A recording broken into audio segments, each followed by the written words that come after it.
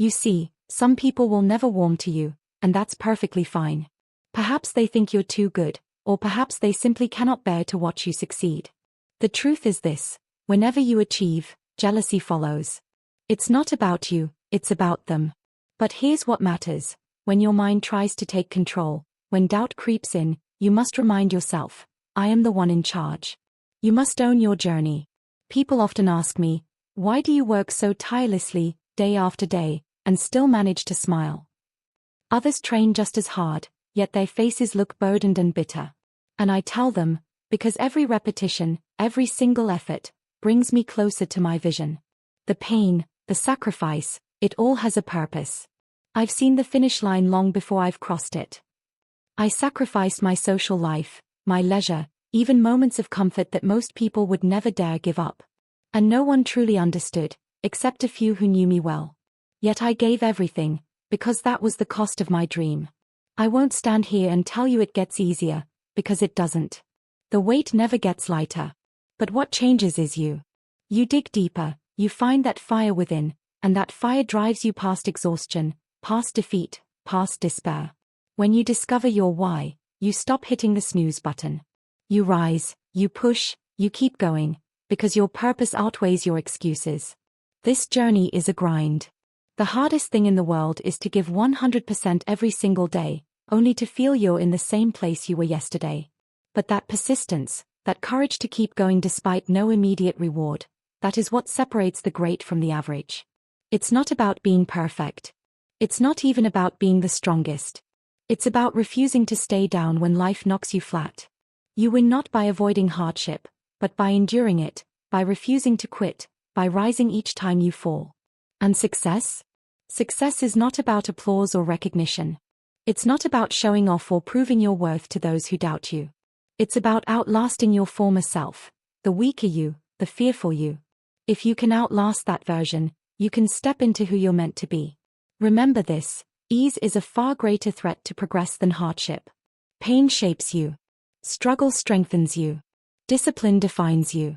Those who have climbed the highest mountains did so not because it was easy, but because they kept going when others stopped. At the end of the day, success is simple, though never easy. If you want it badly enough to work for it, to sacrifice for it, to endure for it, then it will be yours.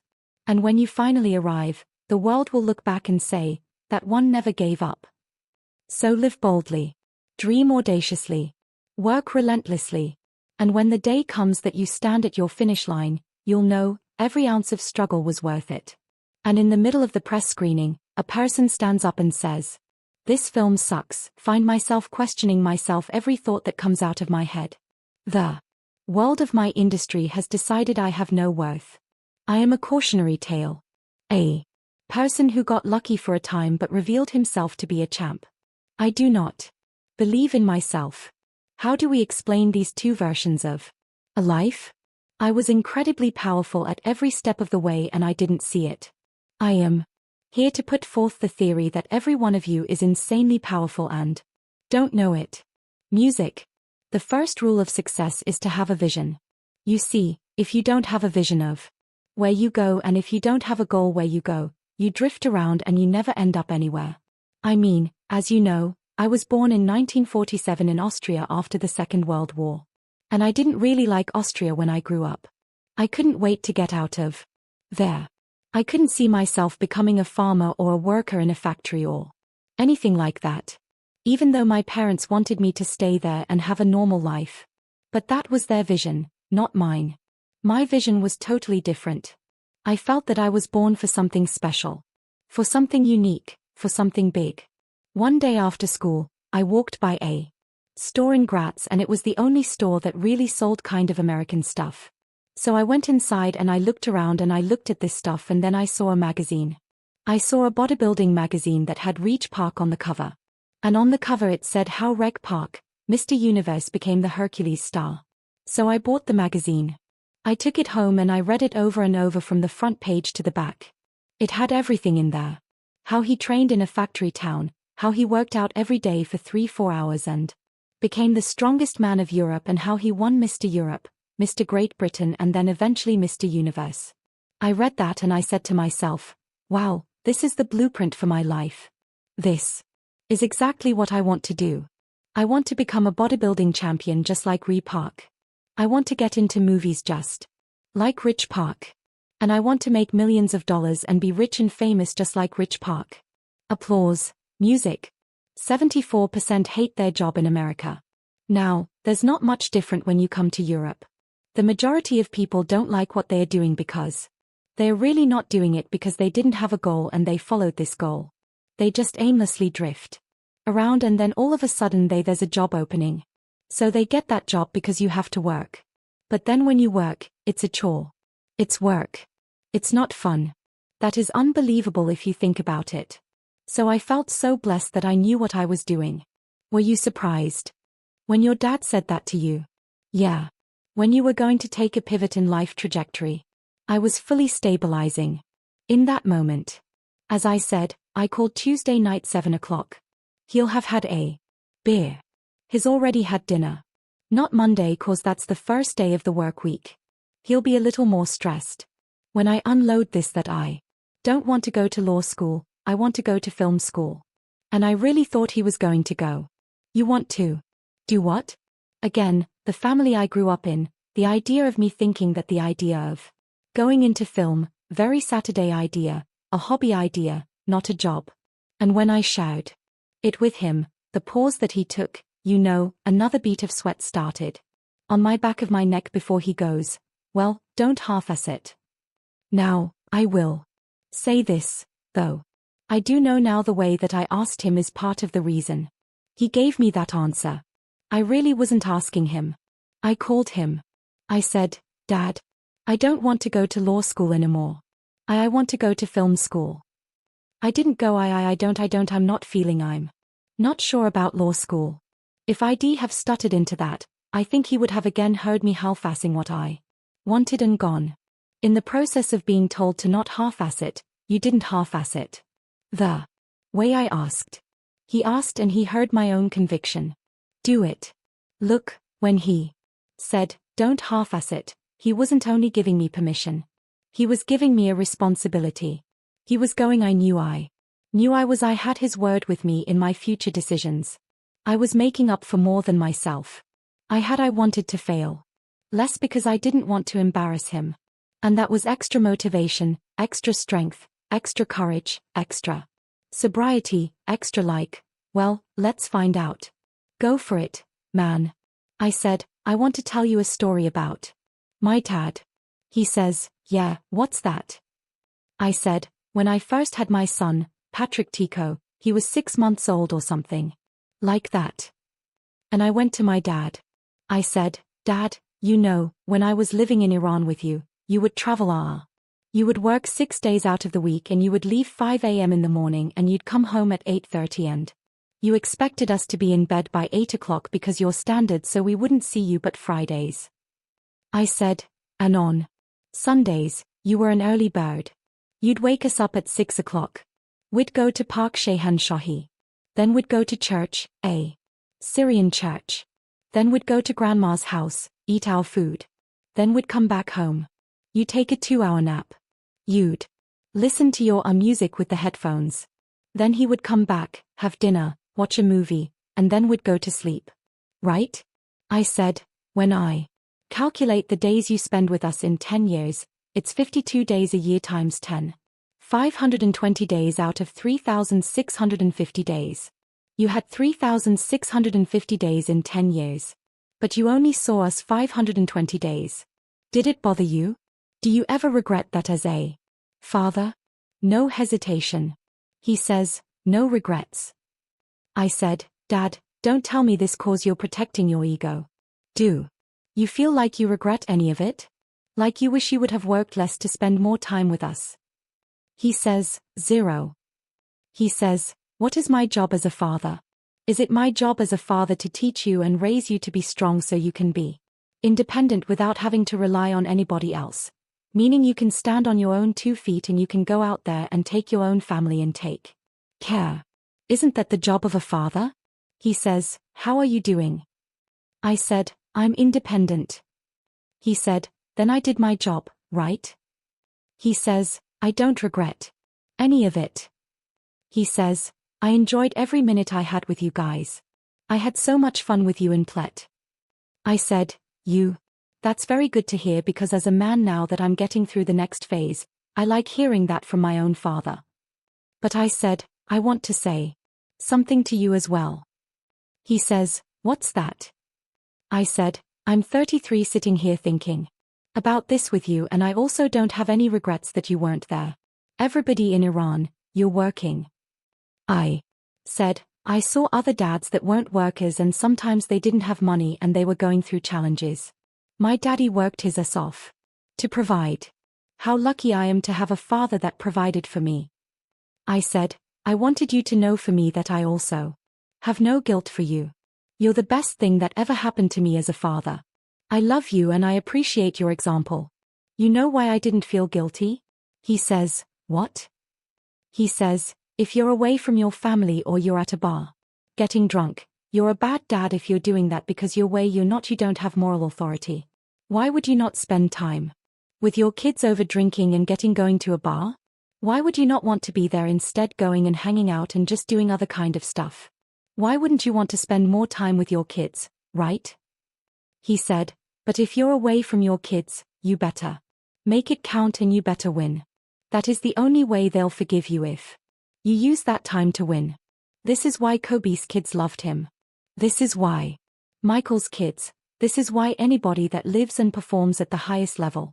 At least the kids sit there and say, even though daddy was away, even though mommy was away, at least he or she used that time wisely to win. Then when there's experiences, you remind them, look where we are. This is because mommy and daddy worked very hard. So, as an entrepreneur, executive-driven person, at one point, you're going to hit that wall where that guilt's going to be felt.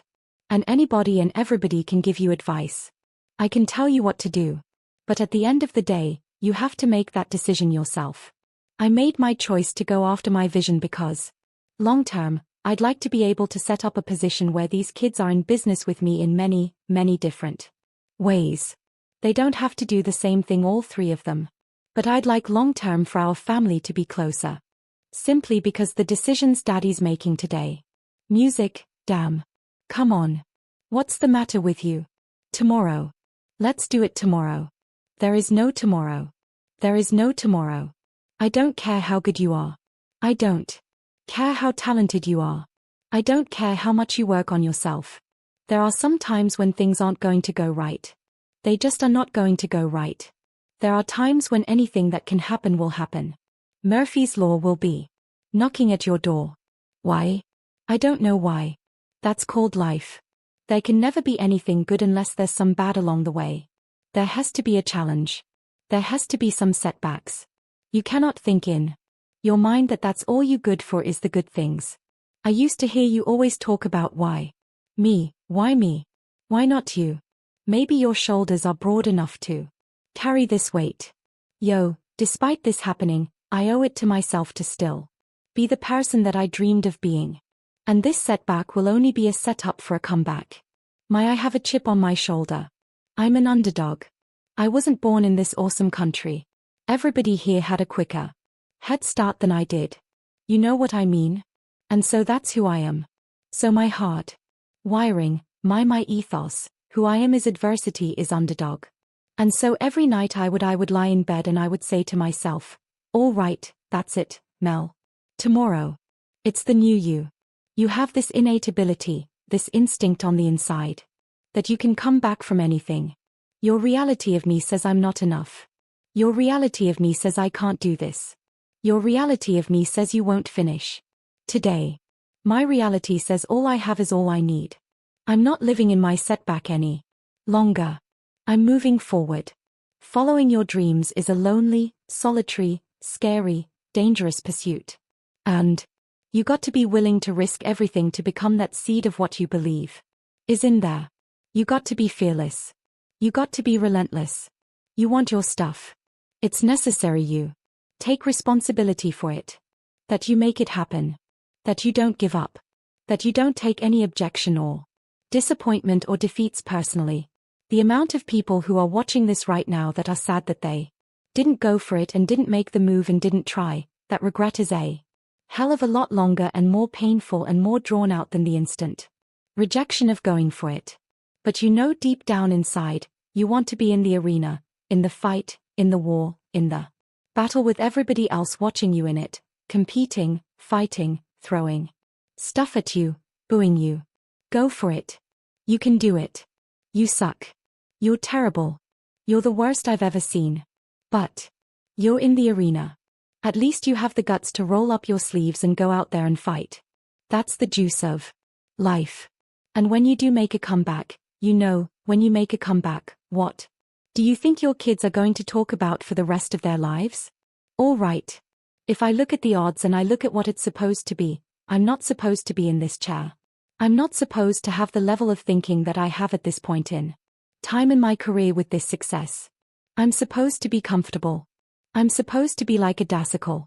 I'm supposed to be the __ statistics show I'm supposed to be on drugs. I'm supposed to be a train wreck right now. I'm supposed to be on my downside. What keeps you grounded? The fact that I'm the complete opposite of what I'm quote-unquote supposed to be. The fact that you hear people say 5 minutes of fame and 6 minutes of fame, and it's much more bigger than that. Do it again. Do it again. It hurt, but it's helping me, and it's building a bridge to the future and the destiny that I've been called to fulfill. Every time you go back, you're building muscle. You're building mentality. You're building endurance. You're establishing faith. It takes faith to get out of this. To crawl yourself out of a messy history and leave a legacy. And so for me, I want to be proud of myself. I want to be proud of the things I say and following through on those things and being integral with myself. You don't have to come back and do what you did before and do it exponentially better. You have to come back better as a person and really value that process. Like that's a comeback.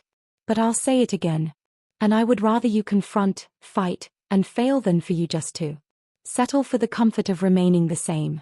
How can I become more than what's happened to me? How can I become more than this circumstance that I hate?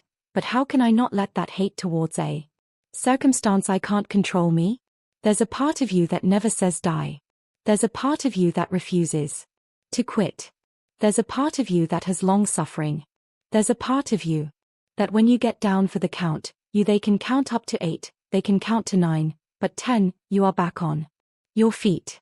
There's a part of you that no matter what comes your way, you just got to bounce back up. You can't stay down. No matter what is thrown your way, you got something called comeback. We make decisions with feelings. 95% of our decisions are made by how you feel in the moment. And that is the problem. You need to take control of the moment and leverage the power of your decisions and make them up here. Because when I was lying in bed, I wasn't saying to myself, I should get up because that's going to help me start my day right. I was saying, do I feel like getting up? No, you don't. No. Do you feel like making that cold call? No, you don't. Do you feel like doing that third set of representatives? No, you don't. Do you feel like having that hard conversation? No, you don't. We make decisions based on our feelings, and that is robbing you of joy and opportunity. And it is blinding you from the fact that all how you change your life is one 5-second decision at a time. One push at a time. And if you accept the fact that you may never feel ready and you may never feel motivated, and you may never feel confident, you may never feel courageous, and that's okay. But you can still push yourself forward. What happens over time is as you start to see yourself becoming the person that takes action, that you start to see yourself becoming the kind of person that speaks even though your voice is shaking. You're the kind of person that has a bias toward moving instead of a bias toward thinking. Guess what happens? You build the skill of confidence and courage. The fact that at any point in time that rug can be poured out from under you and that world can no longer exist. It's false. Hollywood is false. It's not real. It's make-believe. That's not real. The day that you believe it and think is real is a day you lose. It's not real. That's why I work as hard as I do. I'm going to get it all right now. So if you ever do decide to pull it from under me, there's so many other things that can't be pulled because I've set it up when I had The opportunity. Yeah. I don't know what your dream is. I don't see your vision. But if you write it down and you put the work in and you beat on your craft and you give it everything you have and you give yourself to your work, at some point, everything's going to begin to shift and change because you refuse to quit. This isn't just a conversation about trying again. This is a conversation about winning again. Change is tough, music, but change is possible for some of you. The world's not going to become easier all of the sudden. No, as you mature, you're going to have more responsibilities, more things that people expect out of you. But the truth is, you can do hard things. The truth is, as long as there's breath in your lungs, there's hope in your heart. And here's something you've got to resolve. Say this to yourself every day. See, as long as you're breathing, you got to shout at your dream. That's the way I resolve. Say this, please. It's not over till I win. Got that right. Now, it's also a very complicated question. If you ask someone, what do you want? You'll probably freeze her into immobility because it's really like asking, how do you want all of your life to go? Please summarize. So, you could ask yourself, well, if you could have the education you wanted, what would that look like? If you had the job or career track that would motivate you, just hypothetically, what might that look like? Sketch out a bad plan. What might you like to do with your time that you would really like to do? And the thing about these questions is that they're real questions. You know, there's this gospel statement that if you knock, the door will open, and that if you ask, you will receive. And if you search, you'll find. If you seek, you'll find. Nothing that you want will manifest itself unless you aim for it. When the time comes and we're on our deathbed, you're going to remember these moments where nobody thought you could do it. Logic told you don't do it. Emotion told you, man, do not want to live with regrets. Go make it happen. And you did. That's when we leave this planet at peace cause we know we fought. There's no value for that. You can't buy that at Walmart. It's not for sale. They sell it through hard work and dedication without anybody seeing you and cheering you on sometimes. That's when this happens.